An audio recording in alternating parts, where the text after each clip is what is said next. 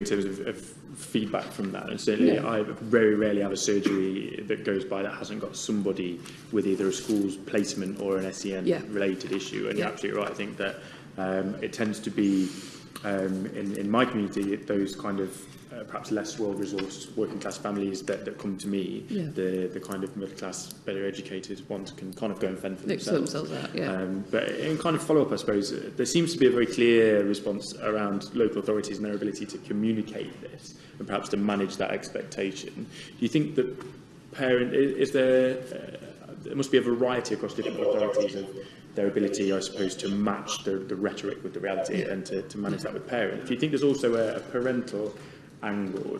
I've met my local authority about this week, and they were saying they have a real challenge where they feel that they're trying to be inclusive. So they've got a lot of examples of where they've put resources into mainstream schools, and parents want their kids to go to specialist schools. Local authorities concerned about the inclusivity and separating them from mainstream. Is that going to prevent them from getting into work into the future? Do you think that's an element?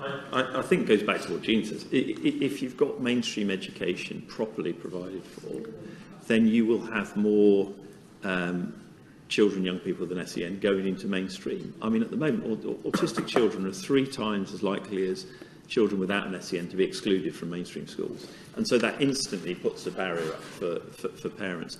And I think one of the, in the reforms, when we spoke about local authorities publishing their local offer, I think parents were really encouraged by that.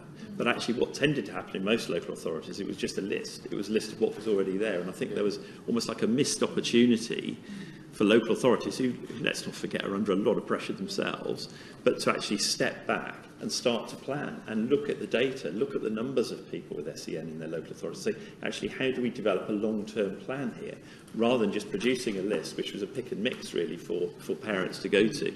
And I think that one of the big challenges is to get out of this reactive cycle and just pull yourself back and say, look, this is the need we've got. This is how that need is going to change over the next 10 years. How do we start to develop a provision which takes in mainstream schools, independent schools, special schools, knits them together so that we've actually got the best possible provision we have? I mean, we know through the numbers of autistic children who are excluded, who are going to tribunal, who are in special schools, that actually that plan isn't there. I mean, one of the reasons we're calling for a national education strategy is because we know that would make a difference. But actually at a local level, I think local authorities are under so much pressure, they don't have that time to step back and put that plan together. But that would make a massive difference.